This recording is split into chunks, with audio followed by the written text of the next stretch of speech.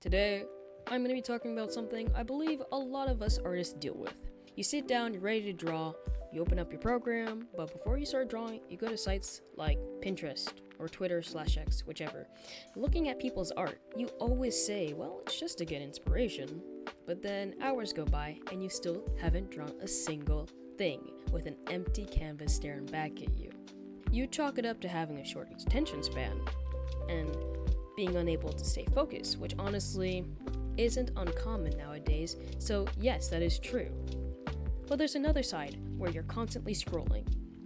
Instead, perhaps you're thinking to yourself, man, these guys are way better than me. Or wow, they're so young and they draw so well. Why am I not like them? Or going over each minute detail of your art and comparing it to theirs. Doing this consistently can damage your self-esteem, and that could break your motivation. These negative thoughts can start affecting your mental health. It took me a long time to realize that this behavior of excessive comparison was holding me back, not only as an artist, but as a person. I was so focused on looking at other people, I wasn't looking at myself and reflecting on my own journey. That wasn't until I started speaking with a therapist I was able to understand the root of my problems and work on overcoming them. After a few sessions, I developed more self-confidence in myself and my art. Therapy is an important tool for my personal growth and self-discovery. I get that taking the first step can be really intimidating. But BetterHelp, the sponsor of this video, makes it easy to connect with a licensed therapist who can help you through whatever challenges you're facing. To get started, go to betterhelp.com/lemonandlimes and answer a few questions. Based on your responses, BetterHelp will match you with one of their 30,000 plus experienced therapists who are specialized in the areas that you need support with. And if the match isn't quite right, you can easily switch to a new therapist with the click of a button. Whether you're looking to break the cycle of comparison and self-doubt like me, or struggling with your mental health, BetterHelp is there to support you on your journey. Go to betterhelp.com/lemonlimes or select Lemon and Limes at the sign up for a special discount on your first month of therapy. Thank you to BetterHelp for sponsoring this video. Now back to the topic at hand.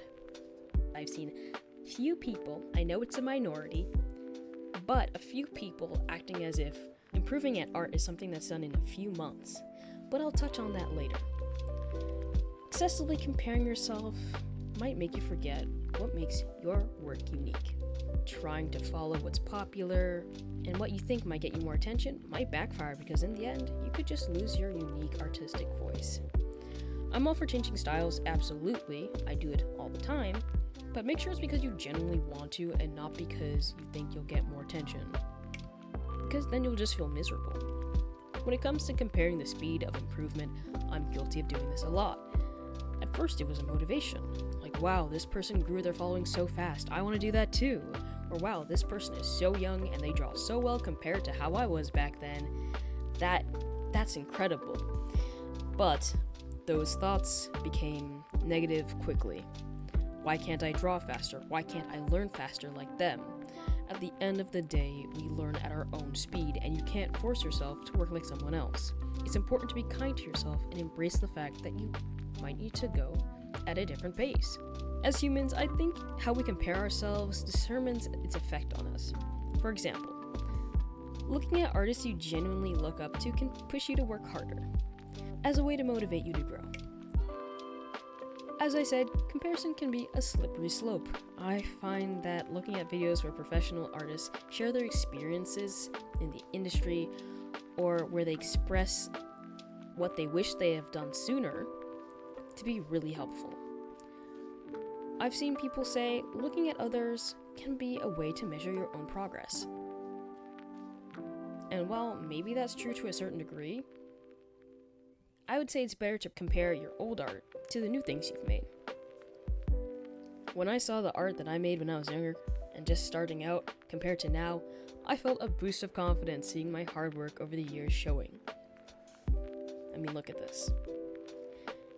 Also, looking at the work of other people can be helpful when you're specifically targeting a niche topic.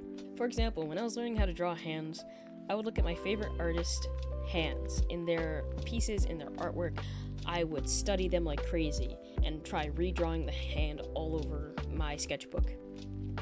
Or I would use a tutorial, and in that case, I was just using the final product example and comparing it to how mine ended up. And in that case, I would say it can be productive. I've already touched on this before, but I wanted to elaborate on it further. Everyone's artistic journey is different. I often see people making fun of artists because their art style or their art skill isn't what they expect. I'm not active on TikTok anymore because I was low-key addicted to it, but I made a video about that, and I'll leave that somewhere in the description. I've seen young artists on that platform being bullied because people think their art isn't good enough, and I'm talking teens or preteens or just beginner artists. I want to say that art is inherently subjective, and our progress is unique to us and what we desire to achieve and express. To summarize, I'm just trying to say, stop comparing other artists to each other. It's not helpful. I hope the art community will grow to become a more welcoming place for young artists and beginner artists alike. That about wraps it up for this video. If you enjoyed, feel free to like and subscribe, and I'll see you soon. Bye!